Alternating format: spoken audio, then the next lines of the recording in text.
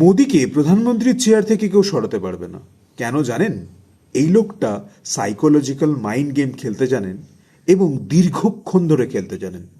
এই যে আজকে সিজেপির প্রোটেস্ট ওভার হয়ে গেছে, সোনাম ওয়াংচুক নিজের গ্রামে ফিরে গেছে, সাধারণ মানুষের মন থেকে কিন্তু মুছে যেতে চলেছে এই সব বিষয়গুলো।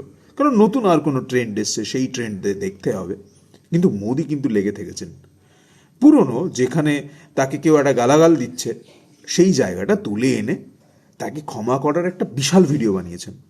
এটা একটা মানুষের চোখে ধুলো দেওয়ার ভিডিও, নিজের ইমেজ হোয়াইট ওয়াশ করার ভিডিও। কেন? কারণ এই যে গালাগাল বা এগুলো একটা সময় খারাপ লাগে, মা বাবা তুলে গালাগাল যাই হোক, খারাপ তো লাগে। কিন্তু মানুষের মনে যে রাগের সৃষ্টি হয়, এই যে মোদিকে গালাগাল দিয়েছে, মোদির মাকে গালাগাল দিয়েছে, নিশ্চয়ই এরা খারাপ, এই যে ইমেজ খারাপ করে দেওয়ার চেষ্টা, এটা কিন্তু মোদি প্রচ্ছন্নভাবে এই ভিডিওর মাধ্যমেও চালিয়ে গেছেন।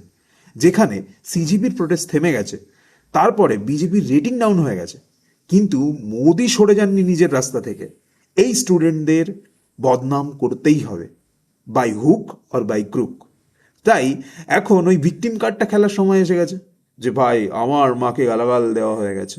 আপনি যদি ইতিহাস ঘেঁটে দেখেন, মোদি কিন্তু যে খুব ভদ্র কথা বলেছেন এই কংগ্রেস নেতাদের, সেটা কিন্তু নয়।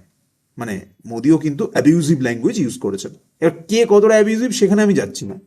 মেইন প্রশ্ন হচ্ছে, আপনি চিন্তা করে দেখুন যে ধর্মেন্দ্র প্রধানের রেজিগনেশনের আগে মোদির জন্য, মানে মোদির সরকারের জন্যই তো কিছু স্টুডেন্ট সুইসাইড করে, তারপরে সেটার প্রোটেস্ট হয়, সেই প্রোটেস্টের ওপর মোদি লাঠি চালায়, সেই প্রোটেস্টের ওপর প্যালেট গান অব্দি চালানো হয়, যেটা কিনা জঙ্গিদের ওপর চালানো হয়।